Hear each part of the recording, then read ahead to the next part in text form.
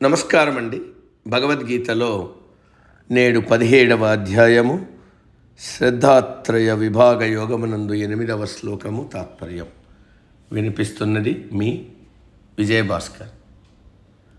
ఆయుస్సత్వబలారోగ్య సుఖప్రీతి వివర్ధన రస్యా స్నిగ్ధాః స్థిరా హృదయ ఆహారా సాత్విక ప్రియ. తాత్పర్యం: మానవునికి ఆయుష్ను, బలమును, ఆరోగ్యమును, సుఖాన్ని, ప్రీతిని కలిగించేది, రసాస్వాదనము కలిగించేది రుచి కలది. శరీరానికి బలం కలిగించేది, చూడటానికి ఆహ్లాదకరంగా ఉండేది.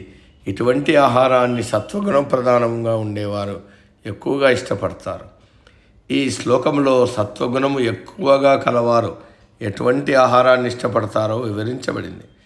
మనం తినే ఆహారం చూడ్డానికి ఆహ్లాదకరంగా ఉండాలి, శుచి శుభ్రత కలిగి ఉండాలి. ఎక్కడ పడితే అక్కడ తినకూడదు. అపరిశుభ్రంగా ఉన్న చోట తయారు చేసే ఆహార పదార్థాలను తినకూడదు.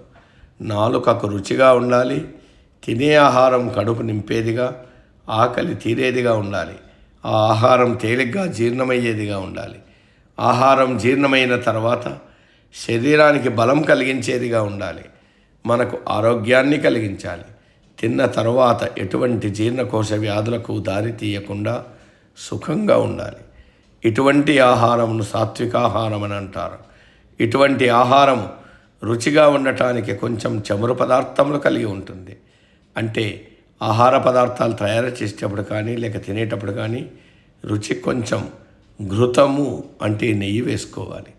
ఇటువంటి ఆహారంతో కలిగే బలము శరీరం నందు స్థిరంగా నిలిచి ఉంటుంది. ఇటువంటి సాత్విక ఆహారము కంటికి, నోటికి ఇంపుగా ఉంటుంది, మధురంగా ఉండాలి, మనసుకు కూడా ఆహ్లాదం కలిగిస్తుంది. ఇటువంటి ఆహారము సత్వగుణము కలిగిన వారికి అత్యంత ప్రియమైనది. నేటికి సమాప్తం. తదుపరి శ్లోకం రేపటి రోజు. సర్వే జన సుఖినో భవంతు. అందరూ బాగుండాలి, అందులో మనం ఉండాలి.